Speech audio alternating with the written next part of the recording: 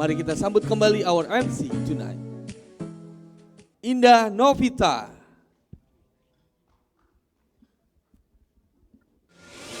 Baik, halo, selamat sore, Bapak dan juga Ibu.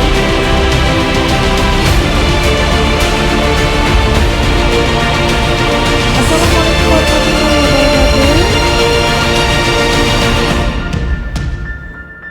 Selamat sore dan juga selamat datang kembali kami ucapkan kepada Bapak dan juga Ibu seluruh tamu undangan yang kami hormati. Dan masih dalam rangkaian acara Demo Day Investing in Green Technology Startups dan juga masih dalam rangkaian kegiatan dari Indonesia Sustainable Energy Week 2023. Untuk itu biar lebih semangat lagi boleh kita berikan tepuk tangan yang meriah untuk kita semua pada sore hari ini. Dan seperti yang tadi sudah saya sampaikan di awal, di sore hari ini kita akan mendapatkan kesempatan yang sangat luar biasa karena nantinya sesaat lagi bersama-sama kita akan menyaksikan sesi panel discussion di mana kami akan menghadirkan para pembicara-pembicara hebat yang pastinya hebat dalam bidangnya juga membawakan materi masing-masing. Pada kali ini sesi diskusi panel terkait investasi di startup teknologi hijau dan juga sesi panel discussion akan dipandu oleh moderator kami sudah hadir yaitu Mbak Fania Herlambang di depan saya. Namun sedikit boleh ya saya akan jelaskan profil dari beliau. Bapak dan juga Ibu, dengan bangga kami memperkenalkan moderator kami, Fania Herlambang adalah Putri Indonesia Lingkungan tahun 2018 dan juga meraih gelar Sarjana Teknik Kimia dari Institut Teknologi Bandung. Sejak tahun 2019 ia mendedikasikan karirnya di sektor ketenagalistrikan dan saat ini menjabat sebagai insinyur proyek energi terbarukan di Medco Power Indonesia. Dalam perannya saat ini, ia bertanggung jawab untuk mengawasi proyek ekosistem kendaraan listrik dan pengembangan proyek fotovoltaik surya. Fania juga merupakan anggota aktif dari berbagai organisasi dan juga asosiasi, termasuk The Nature Conservancy Indonesia, lalu Masyarakat Energi Terbarukan Indonesia, Asosiasi Energi Surya Indonesia dan juga Society of Renewable Energy. Untuk itu langsung saja tanpa perlu berlama-lama boleh kita berikan tepuk tangan kepada Fania Herlambang.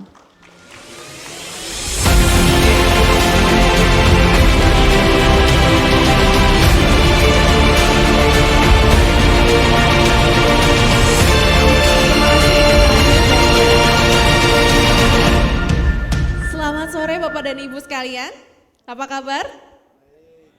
Apa kabar Bapak Ibu?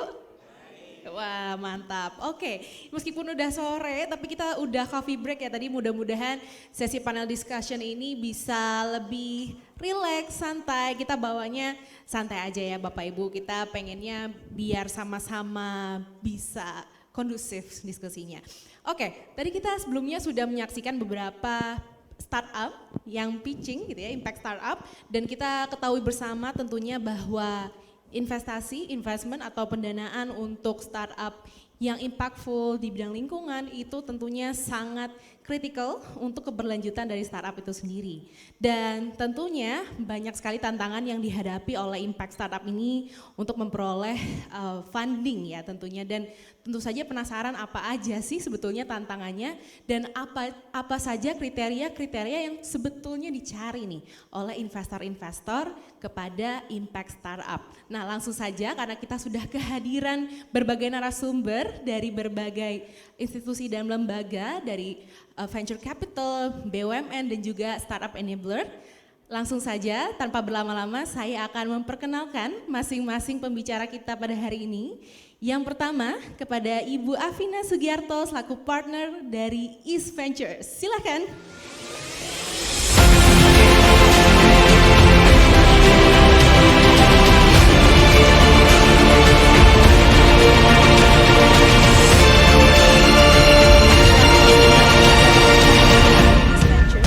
Memiliki pengalaman lebih dari 12 tahun dalam berinvestasi di berbagai aset alternatif termasuk venture capital, ekuitas swasta, kredit swasta, dan situasi khusus di berbagai industri baik dari teknologi, properti, logistik hingga layanan keuangan dan konsumen. Ibu Afina memanfaatkan pengalaman luasnya untuk berinvestasi di perusahaan teknologi dari tahap awal, seeding hingga growth, serta mendorong keberlanjutan dan integrasi praktik ESG dalam investasi di East Ventures. Selamat sore Ibu, apa kabar? Thank you Bu. Dan saya undang kepada narasumber kita yang berikutnya, langsung saja kepada Bapak Anindita Satria Surya selaku VP Energy Transition and Climate Change dari PT PLN Persero. Silakan Bapak.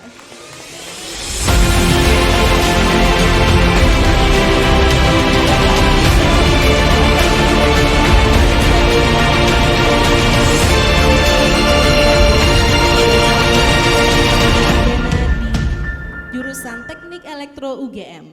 Beliau memulai karirnya di PLN dengan ranah sistem kelistrikan sebagai seorang engineer sejak 2011. Setelah itu beliau melanjutkan karirnya sebagai peneliti bidang transmisi dan distribusi di tahun 2019. Dan di tahun 2021 beliau diangkat menjadi manajer perencanaan sistem kelistrikan Sulawesi, Maluku, Papua, dan Nusa Tenggara hingga akhirnya sekarang menjabat menjadi Vice President Transisi Energi dan Perubahan Iklim di PT PLN Persero. Terima kasih sebelumnya Pak telah hadir. Baik, narasumber kita yang ketiga langsung saja kita sambut kepada Mr. John Colombo selaku Indonesia Country Manager at Climb Capital.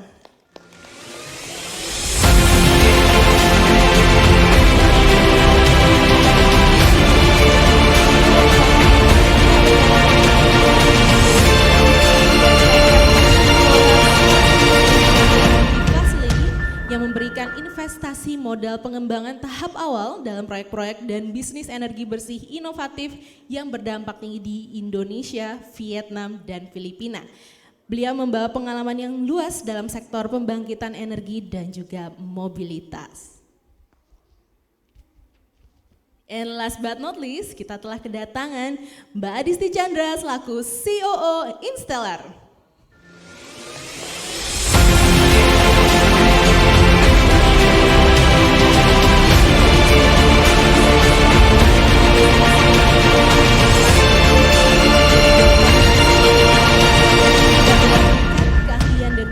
Kita itu bertujuan untuk melayani kebutuhan orang lain. Beliau memiliki pengalaman lebih dari 10 tahun dalam pekerjaan konsultasi, dimulai di agensi periklanan dan melanjutkan dengan financial advisory. Mbak Adisti memiliki pengalaman dan perencanaan strategis, konsultasi bisnis, riset pasar, dan juga penilaian keuangan dan komersial. Selamat sore Mr. John dan juga Mbak Adisti. Oke. Langsung saja kita akan masuk ke sesi panel discussion. Karena tadi di awal saya sudah sempat singgung tentang tantangan dari impact startup untuk mendapatkan pendanaan ya. Jadi itulah yang akan saya tanyakan terlebih dahulu nih. Silahkan mungkin kepada Mr. John terlebih dahulu untuk memberikan view-nya sebetulnya apa saja tantangan yang dimiliki oleh impact startup ketika mereka mencari pendanaan. Silakan. Terima kasih.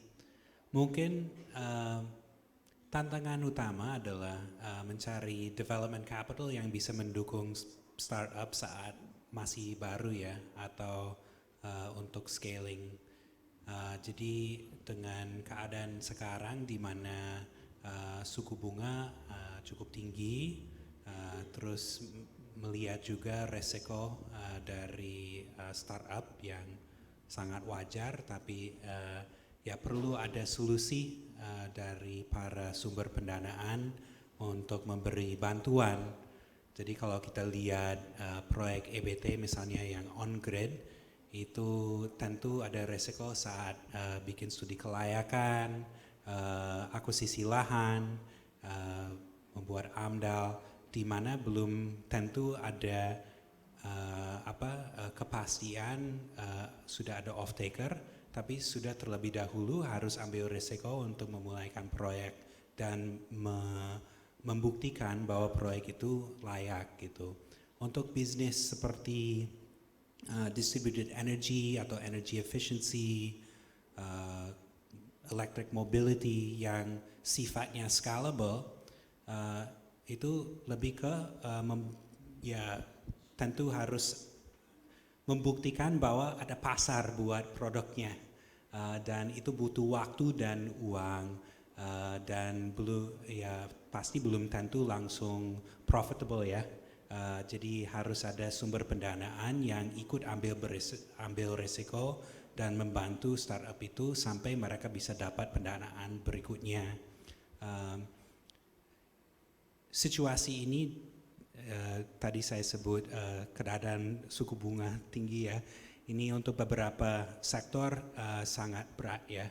Jadi harapnya ada sumber pendanaan bukan hanya dari venture capital tapi dari lembaga keuangan seperti bank ikut bantu ya sektor EBT dan clean energy dengan pinjaman yang termsnya memadai untuk bisnis-bisnis baru ini. Ya, kurang lebih seperti itu. Ya.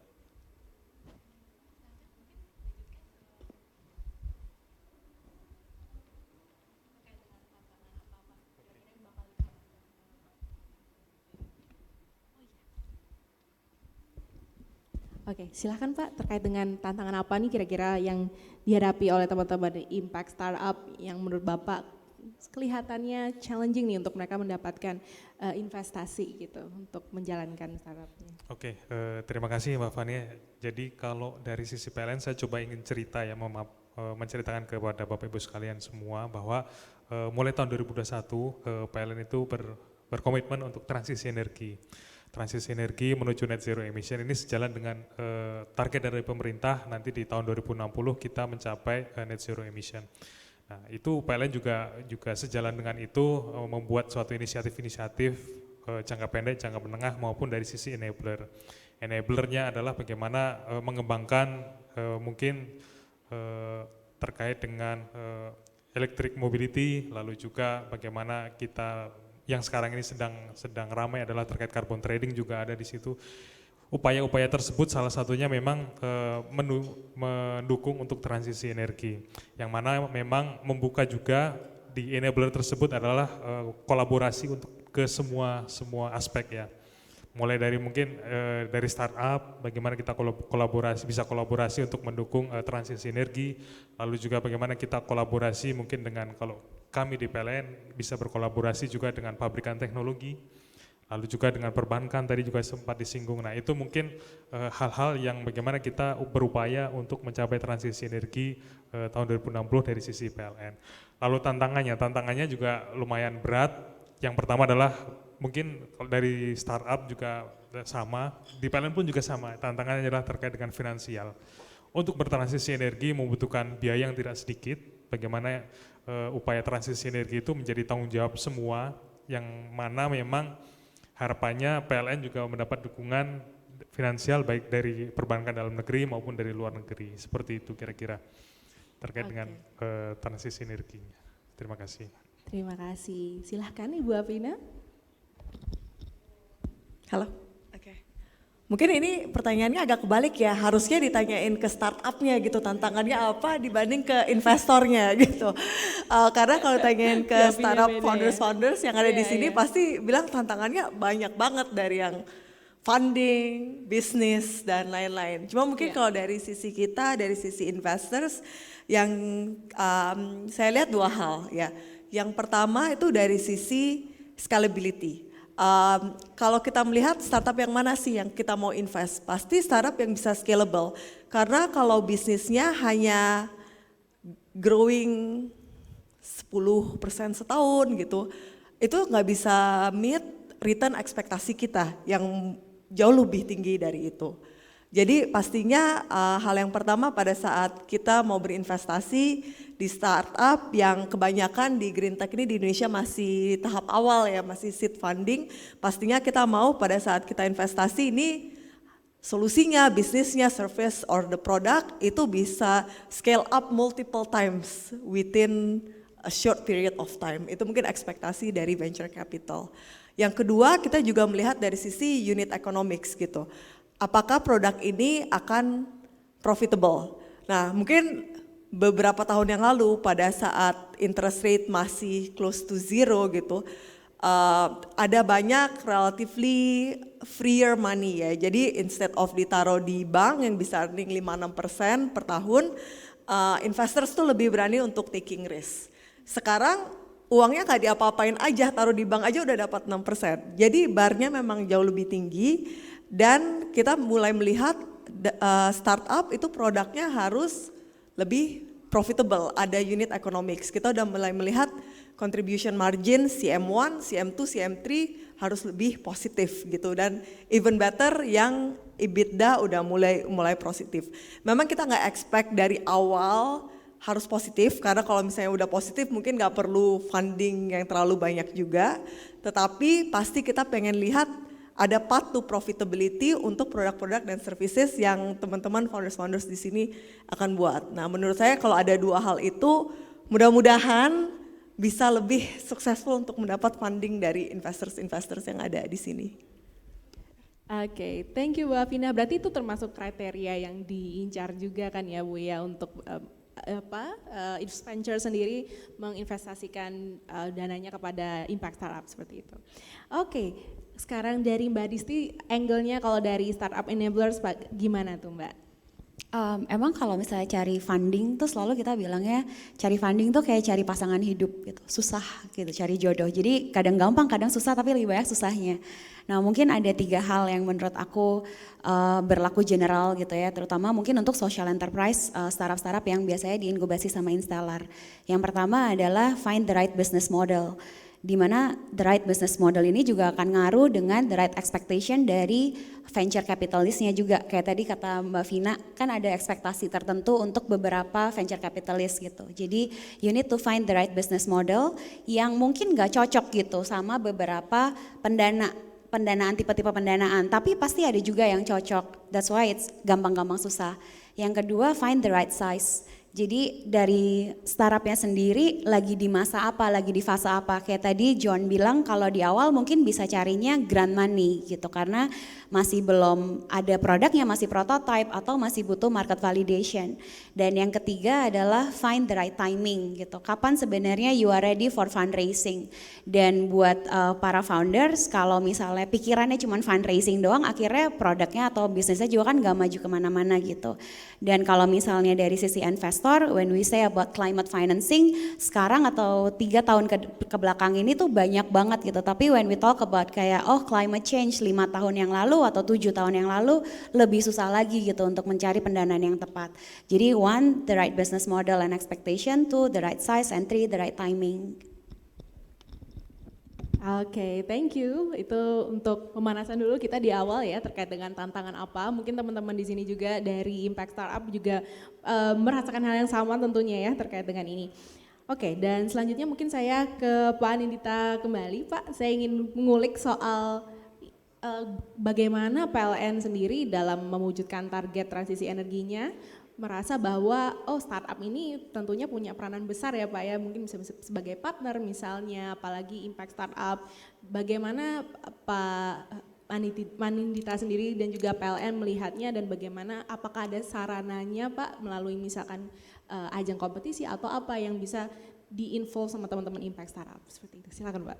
Ya, terima kasih. Jadi kita mulai tahun ini kita melakukan event namanya PLN Connect ya. Memang itu untuk menyaring peran serta atau bagaimana kita mengkolaborasikan startup ini. Jadi itu event yang sudah kita laksanakan di tahun ini. Ada sekitaran kalau tidak salah mungkin lebih dari 100 ya yang ikut, dan kita saring sampai saat ini ada 6 yang terus kita lakukan inkubasi dan bagaimana kolaborasi di situ. Nah itu harapannya memang nanti karena PLN mengembangkan juga terkait dengan bagaimana perusahaan itu SDG-nya, bagaimana kita inline dengan SDG.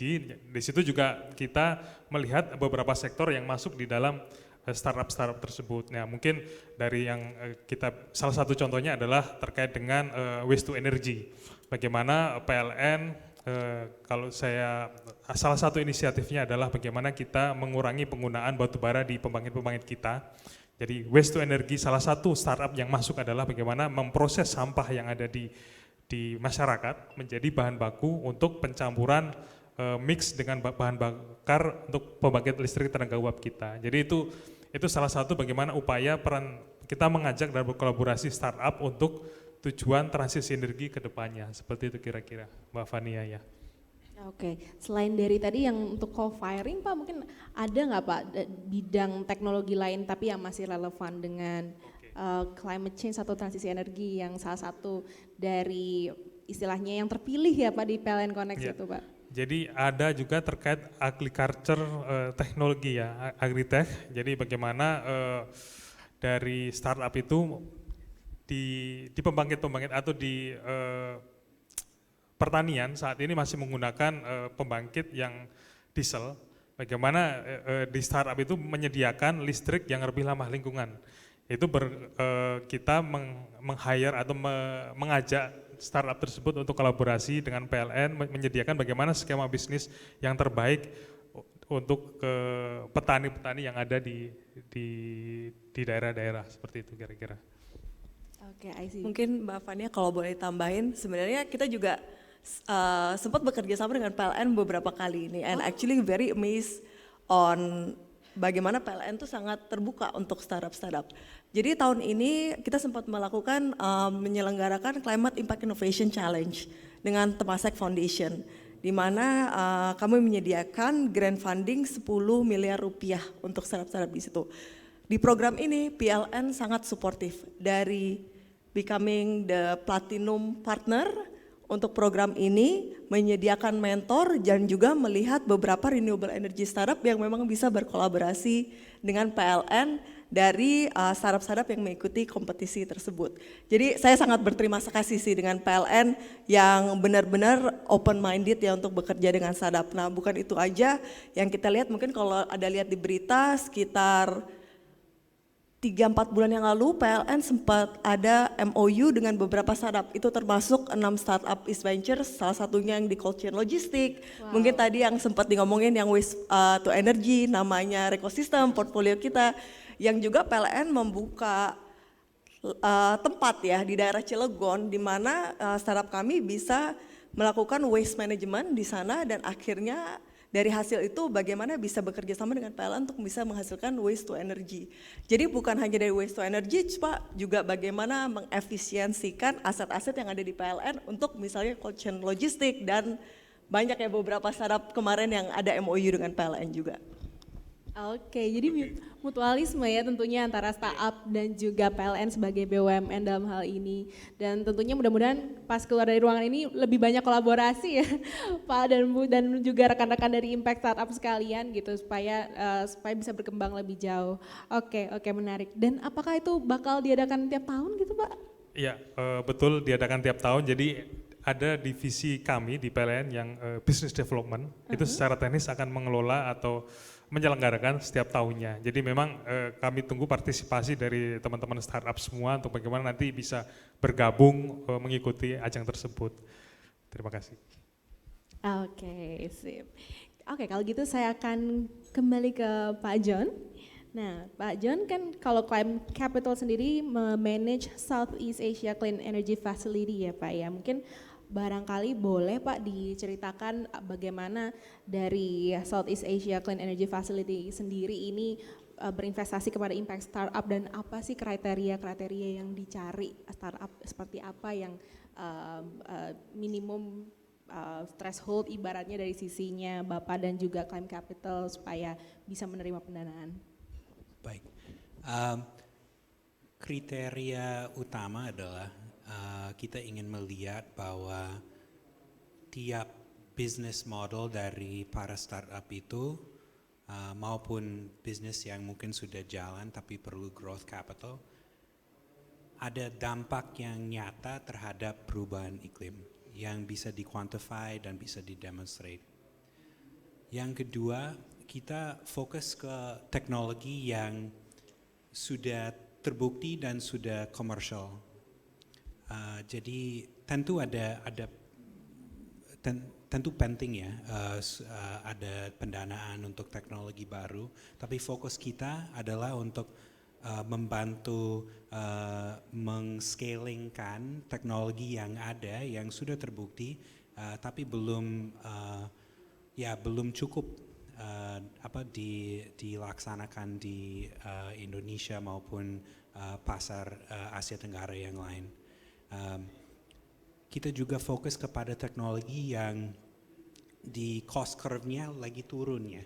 Jadi ada beberapa teknologi yang sangat cocok buat Indonesia, tapi semakin besar scale-nya, kita tidak lihat unit cost-nya turun, tapi kita fokus ke teknologi di mana dengan investasi yang tidak terlalu besar dari kami, kita bisa catalyze impact yang lebih besar. Keempat, kita lihat founder. Jadi begini, banyak proyek atau bisnis yang bagus, tapi yang lebih penting timnya.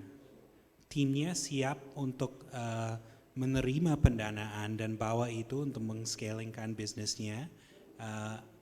Itu sangat penting bagi kami, dan kita juga analisa seberapa jauh timnya sudah memikirkan hal seperti ESG, jadi ada nggak sistem pengelolaan lingkungan dan sosial, atau kalau belum ada, apakah hal itu sudah dipikirkan atau diantisipasi, ya.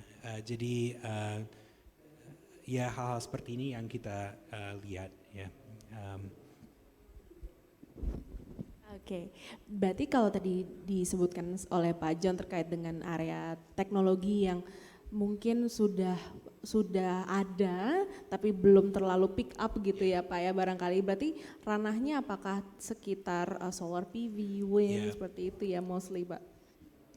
Kita sekarang fokus ke beberapa ya. Kalau kita bicara on grid yang jual listrik ke teman di sini, kita fokus ke PLTS dan PLTB Bayu, di mana ya memang ada tantangannya karena sifatnya variable, jadi sehingga perlu kita juga consider untuk teknologi seperti battery storage. Tapi kalau kita lihat harga solar misalnya dalam 10 tahun terakhir ini itu turun drastis. Angin pun juga sama ya, jadi skala wind turbine, jadi per megawatt cost-nya juga ikut turun. Sementara hidro sama panas bumi itu sangat penting karena base load ya, tapi mungkin bagi kami sebagai fund yang menyediakan early stage capital, kita bisa ada dampak yang lebih besar kalau kita fokus ke PLTS dan PLTB. Kita juga fokus kepada distributed energy dan justru investasi pertama kita ada di distributed energy. Terus juga electric mobility, di mana kendaraan listrik, terus SPKLU itu teknologi proven, tinggal dilaksanakan dan di-scalingkan di Indonesia. Kemudian energy efficiency yang menurut saya merupakan kalau pakai bahasa Inggris the lowest hanging fruit untuk mendapatkan dampak karbon, karena banyak instalasi komersial maupun industrial yang ada latent energy savings opportunities yang belum dimanfaatkan dengan baik, dan itu teknologinya kan seperti ya ada software tapi dari segi hardware, ini chillers, HVAC systems, ya tentu ada tantangan dari segi engineering, tapi asal ada pendanaan ini sebetulnya perusahaan energy efficiency bisa bawa solusi yang zero upfront cost ke para industri di Indonesia yang sampai sekarang belum dilaksanakan dengan full ya. Jadi itu juga merupakan fokus kita. Ya. Oke, thank you Pak John. Sekarang saya izin untuk ke Mbak Disti. Mbak Disti sebagai startup enabler, installer, bagaimana support yang diberikan gitu ya Mbak ya untuk mempersiapkan impact startup ini supaya mereka ready gitu untuk bisa akhirnya mendapatkan pendanaan yang dibutuhkan. Kalau di Installer sendiri kita ada beberapa aktivitas. Yang pertama bisnis inkubasi dan akselerasi. Biasanya di akselerasi kita bekerja sama dengan our client yang ada corporates, ada international development agency juga. Jadi di situ memang we find out mereka butuhnya apa and we help them to be investment ready. Kemudian ada true consultancy juga. Jadi emang biasanya kalau startup itu ketemu investor kan jarang ya. Padahal kalau investor ketemu startup mungkin sehari bisa ngecek berapa deck Mbak, ratusan ya, puluhan gitu. So you have to make sure the first impression itu berkesan for the next meeting gitu. Nah biasanya mereka nggak siap untuk pitch decknya misalnya atau data-data yang dibutuhkan untuk investor tuh bisa menilai mereka. So we help them in doing that. Kebetulan tahun ini kita juga launching our investment. Tapi kita fokus di ticket size yang jauh lebih kecil karena merasa bahwa di situ gapnya di mana mereka butuh bridging ke instrumen atau financial instrument yang sekarang sudah banyak ada, which is yang size-nya itu lebih besar gitu. Jadi itu yang dilakukan. Oke, menarik. Yang terbaru ini yang berarti baru akan mulai ya terkait dengan pendanaan yang diberikan Instellar ini. Berarti to be specific, impact startup yang bagaimana tuh Mbak Disti yang akan dicari itu untuk bisa menerima pendanaan dari Instellar misalnya? Impact startup yang dicari sama kami kalau secara definition we call them zebra. Jadi why it's zebra? Karena zebra kan ada 2 stripes, hitam dan putih. So zebra 2 stripes meaning that you have profit and also you have purpose. Dan itu hand in hand profit dan purpose-nya. Untuk sektornya kita di nature based solution dan juga di climate based solution. Di mana dalam melakukan aktivitasnya we also lihat bagaimana mereka memberikan impact terhadap livelihood. Dan untuk sektor dan size-nya mungkin yang kira-kira belum sebesar itu but mature enough, bukan yang masih prototype. Jadi udah punya revenue, udah punya marketnya, udah ada traction-nya. Oke, thank you Mbak Disti. Selanjutnya saya akan ke Bu Afina kembali Bu, dari sisi East Venture sendiri. Nah, tadi kan sudah sempat di-share ya terkait dengan kriteria apa aja yang dicari oleh East Venture dalam memilih impact startup yang akan diinvestasikan gitu. Dan bagaimana pandangan East Venture sendiri dalam mendefinisikan dampak atau impact nih dari investasi tersebut yang mempengaruhi gaya investasinya East Ventures. Dampaknya sendiri mungkin bagaimana definisinya atau mengukurnya gitu, Bu Afina? Kami melihat impact dari sisi dua side, satu koin yang berbeda gitu. Jadi on one side itu ada dampak negatif dan di satu sisi yang lain tuh dampak positif. Nah, yang di dampak negatif ini kami melakukan ESG risk management ya, environmental, social, governance. Itu biasanya kami align dengan IFC performance standards ya, international standards, di mana bagaimana startup ini memiliki impact kepada environment gitu, bagaimana impact sosialnya dan juga apakah ada governance yang baik di dalam perusahaan ini, karena governance itu salah satu hal yang bisa make or break the company juga dan very very important aspek yang kita lihat. Nah di sisi sebaliknya yang on the positive sides kita align the impact of the startup ke United Nations Sustainable Development Goals. Di situ ada banyak ya basically pilihannya. Jadi ranging di sisi ini untuk green startup mungkin yang paling relevan itu seperti climate related dan untuk climate in particular yang kita lihat apakah dampak dekarbonisasi potensial ke depannya. Jadi greenhouse gas yang bisa di sequester, avoid atau reduce dari solusi-solusi yang dimiliki oleh startup-startup yang ada di sini. Oke, dan mungkin saya kembali dengan pertanyaan yang sama nih ke Pak John.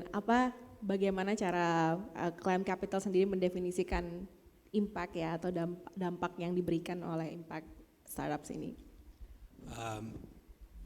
Kita pakai sistem pengelolaan lingkungan dan sosial yang kita sendiri ya, dan itu meliputi proses kami saat kita analisa suatu peluang investasi. Kita ada beberapa gate ya, di mana kita tiap gate kita analisa peluang investasinya dan kita melihat bagaimana dampak bisnisnya maupun proyeknya dari segi sosial. Jadi kita lihat misalnya ada nggak sistem atau kriteria untuk labor protection, anti-slavery, child labor, dan hal-hal seperti itu. Terus juga dari segi lingkungan, kita analisa satu persatu, karena mungkin kalau proyek yang seperti pembangkit listrik, itu ada aspek misalnya akuisisi tanah ya. Jadi kita mau lihat itu sejarahnya gimana, prosesnya gimana. Kalau bisnis yang scalable, kita lihatnya lebih ke sistemnya, sistem yang ada. Bagaimana perusahaan mengawasi dan mengelola kontraktornya, HR system yang ada seperti apa gitu. Tapi satu prinsip kita, kita lihat proses ini bukan proses yang tujuannya untuk mengkritik startup, tapi malah untuk membantu. Jadi kalau ada gap yang diidentifikasi saat proses due diligence misalnya, kita melihat konteks dari gap itu seperti apa. Karena banyak startup itu kan kita tidak bisa punya ekspektasi bahwa mereka sudah ada ESG officer atau sistemnya udah lengkap. Tapi kita membantu dengan proses due diligence kita untuk setting expectation dan kriteria, dan dengan kita tranching, jadi kalau kita investasi, kita biasanya lakukan investasi dengan bertahap ya. Kita bisa pakai hasil dari due diligence lingkungan dan sosial untuk berikan clear goals kepada para startup, apa saja yang harus tercapai untuk dapat funding berikutnya. Kalau kita lihat pengalaman portfolio kita ya, saya bisa bilang proses ini sangat membantu untuk para startup dapat funding round berikutnya. Karena dengan mereka sudah alami proses ini dan sudah bikin sistem pengelolaan lingkungan dan sosial yang lengkap, terus mereka udah ada sistem untuk mengawasi kontraktornya dan HR sistem mereka sendiri udah diperbaiki. Ya, lebih gampang untuk lembaga keuangan yang lebih besar untuk lakukan due diligence dan nyaman untuk investasi di perusahaannya. Jadi ya seperti itu. Ya. Oke, thank you Pak John. Kalau dari Mbak Disti sendiri ada tambahan nggak Mbak? Kira-kira bagaimana cara ibaratnya mengukur ya tadi atau mendefinisikan impact dari impact startup ini? Ya, kalau dari Instellar biasanya yang kita lakukan adalah membuat theory of change dulu. Jadi sebenarnya apa sih yang mereka mau rubah dalam bisnisnya mereka, dari sisi misalnya inputnya seperti apa dan expected output dan outcomes-nya itu seperti apa. Dan biasanya indikator yang kita pakai itu menggunakan IRIS. Jadi kalau pakai IRIS dari GIIN itu udah banyak banget, kayak dari sektor industri apapun ada di situ. Kalau misalnya lingkungan apa yang dihitung, misalnya sosial apa aja yang dihitung, termasuk per sektor industri. Misalnya energi terbarukan atau misalnya agriculture atau waste management.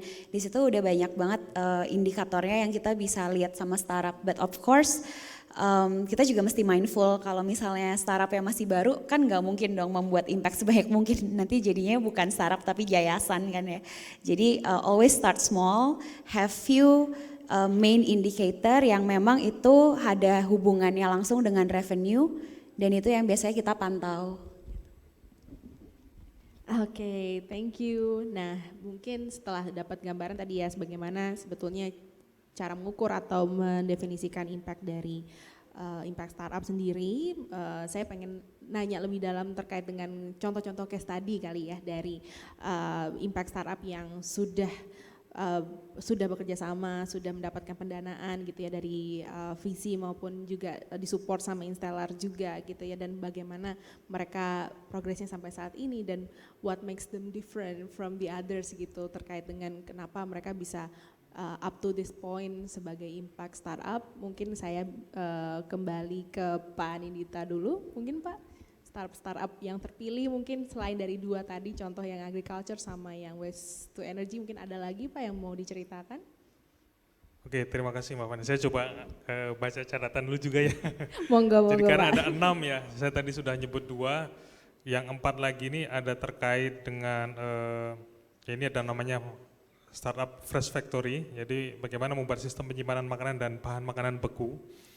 Lalu juga ada Kanggo, ini membuat dan mempertemukan para pekerja profesi konstruksi dengan konsumen melalui aplikasi. Jadi bagaimana para pekerja yang terkait dengan bangunan kita pertemukan dia. Kalau biasa kita membuat memanggil tukang atau memperbaiki rumah, ini bisa kita panggil dalam startup ini. Jadi kita temukan mereka untuk bagaimana bisa bekerja sama untuk memperbaiki mungkin rumah atau bangunan seperti itu. Lalu juga yang tadi terkait yang ekosistem udah saya ceritakan tadi. Lalu ada Amoda. Amoda ini menyediakan platform yang mempertemukan demand dan supply untuk pemanfaatan aset komersial, perkantoran, public facility dan SPKLU. Ini lebih bagaimana kita memanfaatkan aset-aset yang mungkin belum termanfaatkan dengan maksimal. Kita coba membuka bisnis baru di situ. Pemanfaatan mungkin ada satu lahan atau tempat yang mungkin bisa dipasang lokasinya strategis, bisa kita pasang SPKLU. Jadi ini mencari lokasi-lokasi tersebut seperti itu. Lalu tadi ekosistem sudah saya jelaskan yang terkait dengan bagaimana memanfaatkan waste to energy untuk pembangkit PLN. Lalu ada Notflux. Notflux ini terkait IoT ya, membantu para instansi untuk membutuhkan pengembangan artificial intelligence, smart city dan pengenalan wajah. Ini bagaimana kita mendukung smart city sih, bagaimana kita kembangkan suatu ekosistem yang mana memang itu menuju ke smart city. Jadi ya seperti pengenalan wajah, artificial intelligence, seperti itu sih kira-kira. Kalau yang tadi ada 6, coba saya ceritakan satu persatu, seperti itu. Nah kalau dari 6 itu Pak, benang merahnya dari ke-6-6-nya dibandingkan kompetitornya yang lain nih ibaratnya ya, mereka apa sih yang membuat mereka berbeda gitu dari kacamatanya PLN waktu itu ketika memilih 6 startup ini Pak? Ya memang mungkin waktu itu kita lebih melihat ini sebagai yang potensial ya, potensial untuk bagaimana bisa berkembang dan PLN bisa masuk ke dalamnya, seperti itu kita bisa melihatnya. Yang pasti align dengan ininya roadmap-nya PLN Betul, ya Pak ya. betul sekali. Ya, seperti itu. Saya kembali ke Pak John, silakan Pak John, mungkin ada salah satu contoh startup yang ingin diceritakan atau in general terkait dengan bagaimana mereka bisa mendapatkan pendanaan dan juga sampai ke titik yang sekarang ini. Salah satu perusahaan portfolio kita adalah Synergy Efficiency Solutions. Jadi Synergy ini dia salah satu perusahaan energy efficiency pertama di Indonesia.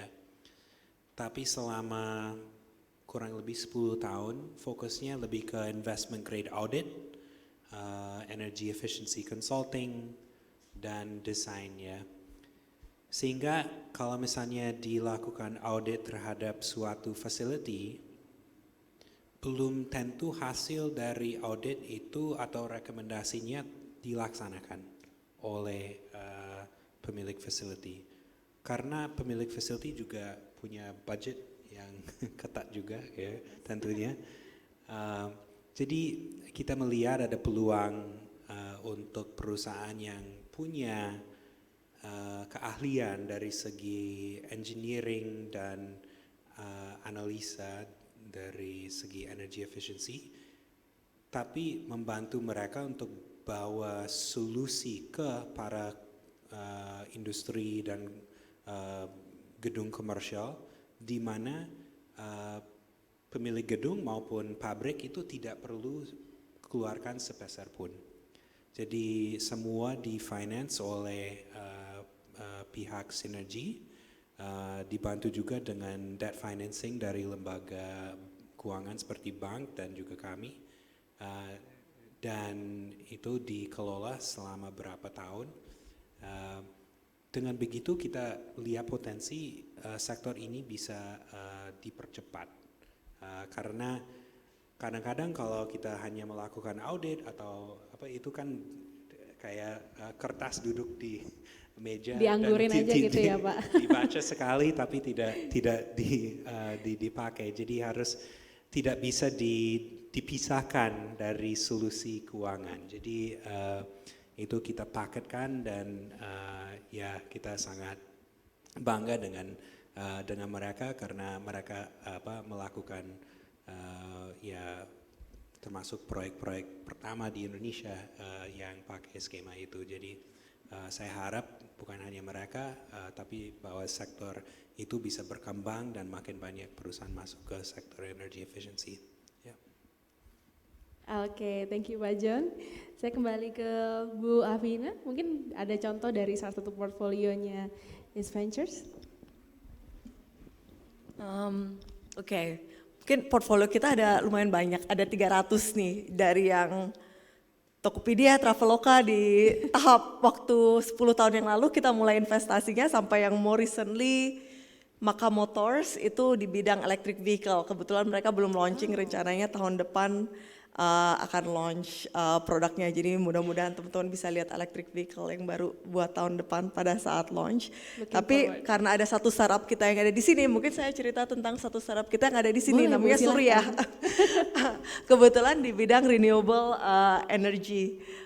Jadi kita investasi di Surya itu di tahun 2018, 5 tahun yang lalu pada saat Surya itu masih baru mau mulai idea stage actually, right? Very at the beginning. Memang yang kita lihat tuh ada dua pada saat berinvestasi. Yang pertama founder, yang kedua potential market.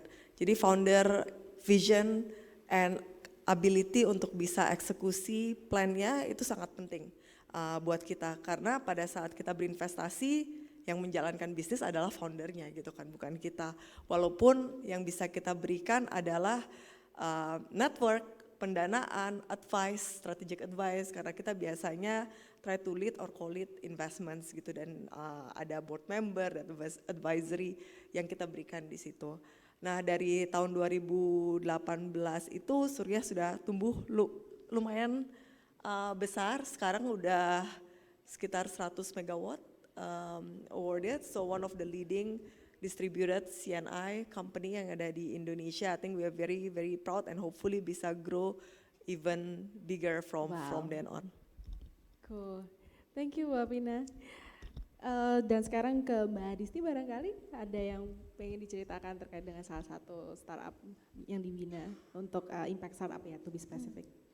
Ada dari Waste Management, jadi di awal memang mereka sebenarnya udah lumayan, waktu itu kalau nggak salah 5 tahun, 7 tahun berjalan, cuman secara governance di dalamnya tuh nggak rapih gitu, jadi kayak misalnya financial statements, financial plan, valuation, mereka nggak tahu gimana cara ngukurnya, gimana cara bikinnya, jadi kita bantu mereka untuk prepare all the documents, jadi pada saat mereka ketemu investor, ada data room nggak? Ada gitu, jadi ready, mau ditanya planningnya seperti apa, ready, valuationnya berapa, ada basis perhitungannya. Akhirnya mereka dapat pendanaan pada saat itu $1 juta.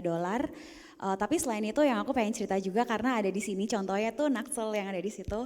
Jadi pada saat itu Naxel ikut programnya Instellar di salah satu akselerasinya. Terus gara-gara jadi belibet publication yang kita lakukan pada saat itu, jadi ketemu sama potential corporate clients gitu. Jadi akhirnya dari yang tadinya bisnisnya cuma B2C jadi B2B, kerjasama sama si corporate ini. Dan kayak tadi baru ngobrol lagi sama foundernya, that kind of leads yang sebenarnya sekarang bikin mereka jadi punya new business model gitu. Jadi mungkin what I'm trying to say is not just focusing on getting the funding, tapi juga work on your business model juga. Oke, thank you Mbak Disti. Dan mungkin pertanyaan yang berikutnya adalah mengenai apa ya, lebih ke saran nih untuk teman-teman impact startup on how to build their misalnya business models atau misalnya structure dan lain sebagainya sehingga mereka bisa mendapatkan akses terhadap funding ya atau pendanaan. Silakan dari Pak Jul.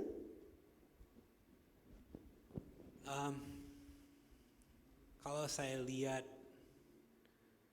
ya mungkin dari tahun 2010-an sampai 2018-19 itu mungkin banyak VC lihat potential market ya, dan itu yang perlu sehingga mungkin ada valuasi yang tidak sekarang kita wow gitu. Sekarang udah beda, situasinya beda, seperti Bu Avina bilang tadi, money is not cheap anymore. Dan sekarang hal yang pertama yang saya ingin tahu dari setiap startup adalah value apa. Jadi harus bisa diartikulasi dengan jelas value yang dibawa ke customer-nya dan kenapa mereka mau bayar untuk value itu. Jadi scalability itu penting dan potential market itu penting. Tapi at the end of the day harus ada bisnis yang bisa berdiri baik di keadaan yang ada sekarang maupun di situasi ekonomi yang mungkin dapat berubah dari waktu ke waktu. Jadi kita kembali ke basics ya. Jadi what is your product? Who wants to pay for it? Why do they want to pay for it? Itu sangat penting. Jadi ya paling itu ya. Oke, thank you Pak John. Silakan untuk Pak Nindita, ada saran apa buat teman-teman Impact Startup? Ya, terima kasih. Jadi untuk teman-teman ya, tadi saya cerita terkait transisi energi, mungkin itu adalah salah satu ruang dan opportunity untuk bisa nanti teman-teman masuk ke situ. Kita sangat terbuka ya, untuk kolaborasi. Bagaimana nanti strategi kita sama-sama lah. Ini terkait dengan bagaimana perubahan iklim ini menjadi satu isu. Bagaimana kita bertransisi energi menjadi net zero emission. Nah itu menjadi ruang dan opportunity untuk bisa teman-teman masuk dan kita kolaborasi bersama. Seperti itu kira-kira Mbak Fania. Ya. Ya, thank you Pak. Selanjutnya Bu Avina. Mungkin dari saya lihat ini, mungkin ini klise ya, cuma basically yang kita sering ngobrol dengan teman-teman who are founders atau aspiring founders itu the journey is the reward gitu. So it's not about the destination. Karena kalau kita lihat orang lain tuh sepertinya wah sukses semua gitu, yang kedengaran ceritanya tuh yang sukses-sukses gitu. Padahal di balik kesuksesan tuh sebenarnya jatuh bangunnya juga banyak, masalah-masalahnya juga banyak, cuma mungkin nggak dipublikasi dengan media gitu. Jadi untuk perjalanan kita masing-masing pastinya lihat apa yang kita pelajari, bagaimana kita menikung, naik turun ke jurang dan lain-lain dalam perjalanan bisnis startup teman-teman yang ada di sini. Mungkin untuk climate tech atau green tech menurut saya saat ini lagi ada tailwind. Karena mungkin 5-6 tahun yang lalu kita enggak gitu banyak dengar tentang net zero target. Sekarang kalau kita ngobrol dengan bisnis-bisnis, PLN termasuk dan banyak state owned enterprises, BUMN yang lain, itu semuanya sudah melihat bagaimana nih kita transisi ke net zero, bagaimana Indonesia bisa menjadi net zero di 2060, bagaimana Indonesia di tahun 2045, dan kita sudah memiliki target-target kan, NDC target di mana apa yang bisa di-measure itu pasti akan mulai dilaksanakan dan dicapai. Jadi adanya funding sekarang untuk climate dan green tech itu menurut saya jauh lebih banyak dibanding beberapa tahun yang lalu. Mudah-mudahan teman-teman selalu semangat gitu ya untuk memberikan ide-idenya, inovasi-inovasinya, mengikuti program seperti ini juga. Dan banyak networking untuk bisa mendapatkan lebih banyak akses ke investors juga. Oke, thank you Bu Avina. Selanjutnya Mbak Aristi, kira-kira apa nih sarannya? Mungkin aku dari sisi startupnya kali ya Mbak. Boleh, berubah POV ya? Berubah POV. Mungkin yang pertama fundraising itu tuh benar-benar time consuming and energy consuming. Jadi make sure bahwa siap gitu kalau mau fundraising dan ready untuk ya melewati proses menyiapkan semuanya itu gitu. Yang kedua, tetap harus fokus untuk mengembangkan bisnisnya sendiri. Bagaimana bisnisnya bisa berjalan tanpa adanya funding. Karena kan dapat funding itu bukan hari ini pitching besok dapat ya, bisa 1 tahun baru masuk uangnya.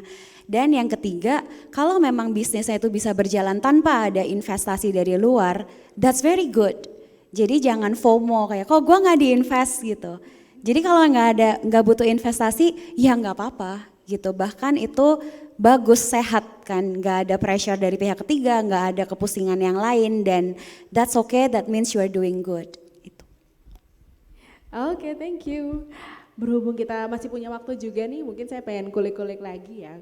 Saya balik lagi ke Pak Anindita nih tadi terkait dengan alignment dengan plannya dan roadmapnya PLN begitu ya Pak. Kalau misalkan rekan-rekan Impact Startup ingin ada visi untuk bekerja sama misalkan dengan PLN. Nah tadi kan sudah dimention ya beberapa sektor kayak waste to energy, yang co-firing itu, kemudian juga tadi e-mobility. Mungkin ada lagi nggak Pak? Teknologi apa atau to be spesifik inovasi apa yang belum diulik tapi lagi dicari nih sama PLN? Misalnya kayak tadi kita bahas ya Pak, sempat kayak misalnya smart grid gitu Pak dan lain sebagainya. Ya, ini ya sebenarnya ini juga pertanyaan untuk bagaimana kita explore bersama ya. Bagaimana apa ini sih yang sebelumnya belum terlaunch ya seperti itu. Mungkin kalau menurut saya adalah bagaimana kita melistriki atau membuat semacam, mungkin saya tidak tahu ini apakah sudah ada atau belum. Bagaimana kita membuat smart grid ya. Smart grid mungkin tidak yang harus large scale smart grid, atau bagaimana kita ya salah satu contoh mungkin smart home system seperti itu. Karena PLN juga tadi betul yang disinggung oleh Pak John, bagaimana energi efisiensi ke depan itu menjadi hal yang penting. Bagaimana dengan energi efisiensi kita berkontribusi juga terhadap pengurangan emisi. Jadi mungkin sektor-sektor terkait dengan smart grid itu mungkin salah satu sektor yang masih sangat terbuka untuk bagaimana PLN berkolaborasi dengan berbagai pihak termasuk juga dengan startup seperti itu. Oke, tadi Pak John udah ngangguk nih. Apakah Pak John merasa ada pengen melihat lebih banyak startup, impact startup yang membawa tentang teknologi atau inovasi yang spesifik mungkin Pak John? Yang belum banyak tersentuh sebelumnya gitu. Ya mungkin saya tetap di tema PLN ya. Jadi apa yang bisa membantu grid untuk garap lebih banyak renewable energy. Jadi seperti storage misalnya. Jadi perlu lebih banyak investasi di storage karena kita nggak bisa hanya mengkritik PLN gitu kayak kenapa nggak lebih banyak PLTS atau PLTB, padahal itu ya belum tentu sama. Kalau yang diganti itu PLTU itu sifat dari listriknya beda gitu. Jadi mari lebih banyak startup kerjasama dengan PLN, ikutin program yang disediakan sama PLN supaya visi perusahaannya ya bisa ada sinergi dengan PLN. Saya lihat peluang besar di storage, terus juga di energy management system, smart grid, itu yang I think the next thing ya. Dan kita juga sangat apresiasi langkah PLN selain program seperti yang dibicarakan tadi, juga kalau kita lihat RPTL sendiri yang terakhir itu ada perubahan yang signifikan dan dalam arti sudah cenderung ke EBT dan bukan ke PLTU, tapi dengan tetap menjamin stability dari grid dan ketersediaan listrik untuk industri dan sebagainya. Jadi ya lebih seperti itu. Ya. Oke, thank you Pak John.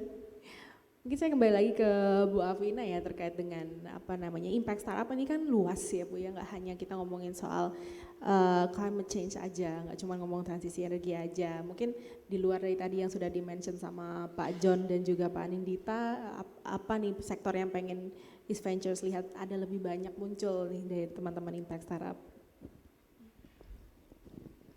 Kalau kami sebagai venture capital, kami sektor agnostik. Jadi kita ada two fund strategy at the moment.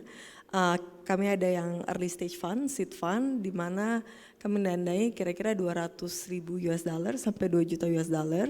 Untuk growth fund kami biasanya 5 juta US dollar ke atas. Jadi memang kalau sektornya sih kami open dari sisi e-commerce gitu ya, commerce, fintech, logistics, edutech, health tech sampai climate tech. Juga even software and cyber security is also another area that I've been looking at. Untuk dari sisi impact-nya ya, jadi kita lihat ada beberapa pilar yang kita fokuskan dari sisi impact. Yang pertama itu kita lihat digitalisasi itu sebagai base untuk meningkatkan produktivitas. Di mana dengan adanya digitalisasi ini produktivitas bisnis-bisnis yang ada tuh bisa meningkat jauh lebih tinggi. Nah di situ kita juga lihat beberapa pilar impact, satu dari sisi financial inclusion, yang kedua dari sisi education, jadi kebetulan kita salah satu early investor di Ruang Guru yang salah satu edutech platform yang paling besar juga. Kita juga banyak berinvestasi di healthcare dan bekerja sama dengan Kemenkes untuk program-program BGSI di beberapa bulan terakhir ini, dan juga yang pasti yang kita lagi bicarakan di sini di climate itu kami melihat dari sisi energy transition, circular economy dan juga sustainable agriculture. Oke, thank you.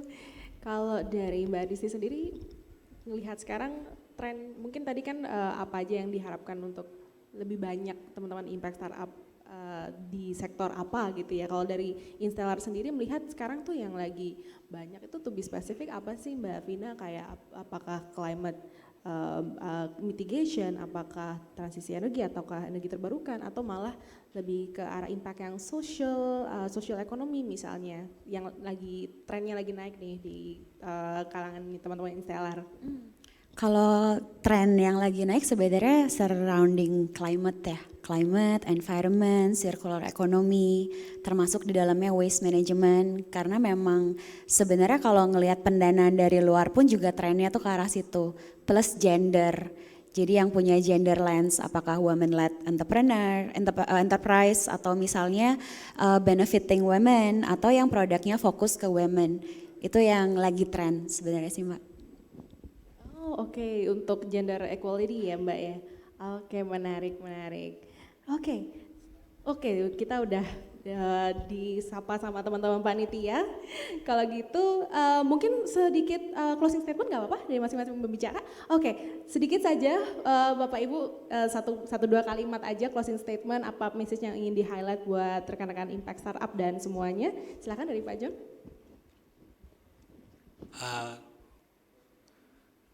Ya, tetap semangat. langsung cengar-cengir nih teman-teman semua, Ya, suruh semangat. dan carilah rekan gitu. Jadi itu bukan hanya para investor ya, tapi ya stakeholder yang lain yang mungkin bisa ikut bantu melaksanakan bisnisnya atau kalau ya atau mungkin membawa visibility yang lebih banyak ke bisnis, terutama untuk startup ya. Jadi jangan tutup mata, lihat mungkin dari semua networknya siapa yang kira-kira ada adjacency sedikit pun untuk membantu, terutama untuk startup yang masih di fase pilot gitu. Jadi baik itu Pemda atau siapapun gitu yang bisa mungkin bantu yang bisa dapat benefit dari program startupnya, tapi juga bisa bawa benefit ya. Oke, thank you Pak John. Silakan Pak Ninita. Ya, ini sedikit mengulangi ya. Jadi tetap PLN membuka ruang untuk kolaborasi. Jadi mungkin nanti dari sini teman-teman bisa mempunyai ide. Jadi setiap tahun tadi saya sampaikan mungkin nanti PLN ada ajang PLN Connect. Jadi bagaimana PLN juga mengajak rekan-rekan startup untuk kita berkolaborasi bersama untuk transisi energi ke depan. Itu aja mungkin. Oke, thank you Pak. Selanjutnya silakan Bu Vina. Karena ngomongin PLN, mungkin sekarang saya juga ngomongin East Ventures. Jadi selain dari venture capital funding, kami juga melakukan beberapa inisiatif gitu, misalnya seperti kayak climate challenge kami. So I think different ways of funding yang itu lebih grant funding. Jadi buat teman-teman yang ada di sini yang mungkin lagi melihat mencari investor, boleh ke website kami atau ke tim kami yang ada untuk berkolaborasi atau bercerita tentang ide-ide yang ada, atau juga boleh mengikuti climate challenge ini karena applicants yang ada di situ juga pasti akan dilihat oleh tim-tim kami. Itu kapan Bu climate challenge-nya? Kalau tahun ini itu dibukanya bulan Maret, jadi boleh ditunggu tanggalnya buat tahun depan. Oke, siap-siap ya teman-teman Impact Startup nih ancang-ancang buat bulan Maret. Silakan Mbak Disti. Buat teman-teman Impact Startup, keep being sincere with your impact. So your why is the impact and your how is the business. Wow, thank you. Tepuk tangan sekali lagi buat seluruh narasumber kita. Terima kasih banyak Pak John, Pak Nidita, Bu Vina, Mbak Disti untuk sharing-sharingnya yang tentu saja sangat bermanfaat ya buat rekan-rekan Impact Startup. Semoga apa yang sudah dibagikan bisa membantu, memberikan insight supaya teman-teman Impact Startup berbenah lebih menyesuaikan ya dengan apa sih sebetulnya yang dicari oleh investor ini supaya mereka bisa mendapatkan akses ke pendanaan. Oke, terima kasih. Kalau begitu saya Fania Fitrianti Herlambang mengucapkan terima kasih kepada seluruh peserta yang telah hadir dan datang, dan harapannya tadi bisa diskusi ya, cuman ternyata nggak bisa dua arah dengan teman-teman yang ada di floor. Anyway, terima kasih sekali lagi. Wassalamualaikum warahmatullahi wabarakatuh. Saya kembalikan kepada Mbak Indah selaku MC. Waalaikumsalam warahmatullahi wabarakatuh. Boleh kita berikan tepuk tangan. Terima kasih untuk Mbak Fania dan juga seluruh speaker kami pada sore hari ini. Sebelumnya kami persilakan untuk dapat berfoto bersama terlebih dahulu. Mungkin sedikit lagi maju di depan meja. Kami silakan Bapak dan juga Ibu. Boleh sedikit maju lagi, kami persilakan. Ya, dan itulah tadi sesi panel discussion kami pada sore hari ini, menarik sekali, dan juga kami ucapkan terima kasih secara pribadi kepada seluruh speaker kami, berikut dipandu oleh moderator kami yang sudah memberikan banyak sekali masukan dan juga bagaimana kiat-kiat sukses kita bagi teman-teman ataupun rekan-rekan startup yang ada di Indonesia. Terima kasih sekali lagi. Boleh sekali lagi? Oke, baik langsung saja kita mulai dari 3, 2, 1. Terima kasih, boleh kita berikan tepuk tangan yang meriah Bapak dan juga Ibu. Kami persilakan untuk dapat duduk kembali.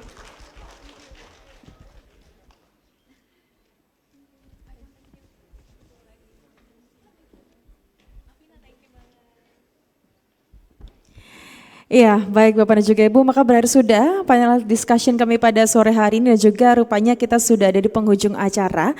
Namun sebelum menutup rangkaian acara pada sore hari ini boleh saya minta waktunya sebentar saja. Kita akan ada survei, akan kami tampilkan, boleh untuk dibantu ditampilkan Mas. Berkenan Bapak dan juga Ibu untuk dapat mempersiapkan smartphone-nya, kita ada survei terkait digital maturity di Indonesia. Di sini boleh langsung saja di scan barcode-nya. Kami persilakan untuk dapat menyempatkan waktunya sebentar saja untuk dapat memberikan survei terkait dari rangkaian acara yang kami hadirkan untuk Anda dan juga digital maturity di Indonesia. Baik, dan rupanya setelah ini kami juga akan berikan kesempatan bagi rekan-rekan semuanya untuk dapat melihat-lihat ya. Di sini ada beberapa booth yang terletak di dekat pintu. Selain tadi sudah ada 5 startup yang sudah pitching, ternyata masih ada lagi 6 startup yang pastinya bisa langsung dapat dikunjungi, dan juga mereka ini turut mendorong peningkatan energi terbarukan di Indonesia dengan inisiatif yang sangat luar biasa. Salah satunya ada rekan-rekan kami dari Naxli, lalu Kristea, Mertani, Power Brand, Solar Kita, dan juga Bionersia. Dan juga kami mengucapkan terima kasih banyak telah mendukung rangkaian acara yang kami hadirkan pada sore hari ini, yaitu Demo Day Investing in Green Technology Startups yang masih merupakan rangkaian acara dari Indonesia Sustainable Energy Week 2023. Terima kasih kami ucapkan kepada Project Care, Project DTC, Make IT dari GIZ Indonesia dan Kementerian Bappenas serta Kementerian ESDM serta seluruh panelis dan juga moderator kami dan seluruh startup yang telah berkontribusi. Dan tidak lupa kami sampaikan kembali terima kasih sudah hadir dalam rangkaian acara yang kami hadirkan untuk Anda. Setelah ini boleh dilanjutkan untuk networking bersama dengan para startup. Sekian dari kami, saya Ina Novita. Wassalamualaikum warahmatullahi wabarakatuh. Selamat sore dan juga salam sehat selalu. Terima kasih Bapak dan juga Ibu.